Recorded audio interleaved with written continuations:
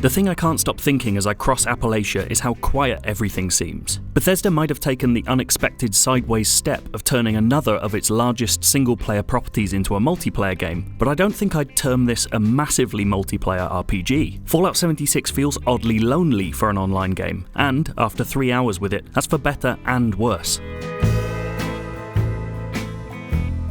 Bethesda still won't confirm exactly how many players will be dropped into a single instance of its game world, but I was told it will be in the region of a few dozen. Against the wide backdrop of Appalachia, the name given to 76's West Virginia setting, that really isn't a great deal. Since announcement, Bethesda's made clear that every human you meet will be a real person, but it's only in playing the game that you realise quite what an effect that has. When you've been exploring alone for 20 minutes and a high-level stranger in power armour emerges from the night to drop a bag of goodies at your feet as a gift, it gets across exactly what Bethesda wants.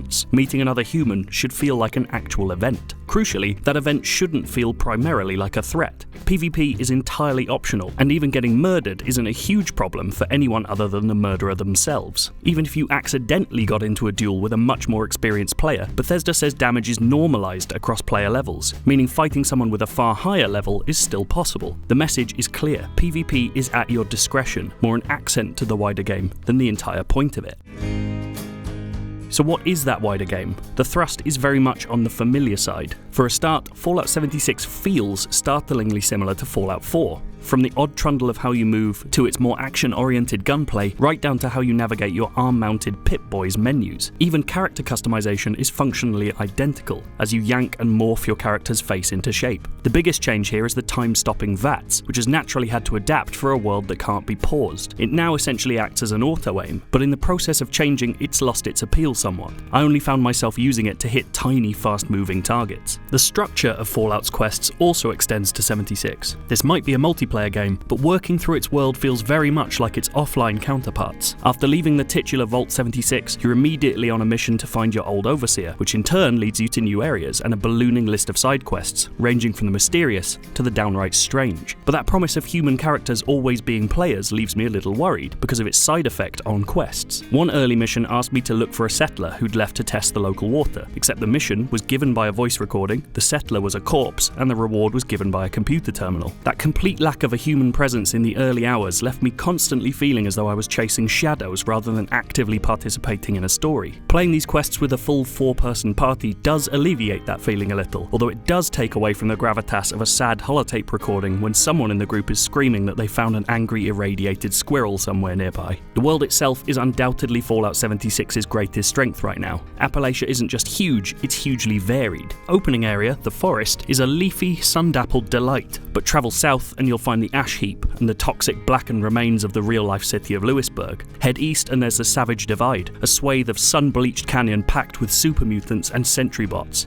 Just entering a new region offers up new quests, making exploration a major draw. It's a beautiful world too, but the upgraded looks could come at a cost. What I played was an early build, not even representative of the upcoming beta, but stutters were frequent and I ran into both a game-breaking clipping glitch and a total crash in my 3 hours. Hopefully, the beta will help iron out those problems. A new photo mode makes finding beautiful areas its own reward. While it's similarly featured to the likes of Spider-Man, the real addition here is in how the photos you take are used. As you play, they'll be randomly added as loading screens, popping up when you fast travel for instance. It's weirdly brilliant to see a photo you took hours ago reappear, offering something like high-speed nostalgia for when you, say, took all your clothes except the party hat off. But perhaps the most welcome draw of travel is in what you'll get to kill as you do. West Virginia's real-life lore of monsters and mysteries has been turned into in-game content, with each region bringing its own mythical threats. These aren't unique creatures, but they do seem to be fairly rare encounters. Even so, in my short session, I fought a Mothman, a Grafton monster, and a dragon-like Scorch Beast. Each encounter became a major, lengthy fight, with 4 or more players teaming up to take down the threat. These organic boss fights were genuinely tough, consistently exciting, and the best showing of why Fallout as multiplayer game is a workable, interesting concept. The camp system, which allows you to build a miniature settlement almost anywhere on the map, is also a lovely touch. It's the natural extension to Fallout 4's building feature, and stumbling across someone's own little slice of home while out in the wilderness feels very nice indeed. It feels even better when they've dropped musical instruments around the place which harmonise Sea of Thieves style when played simultaneously.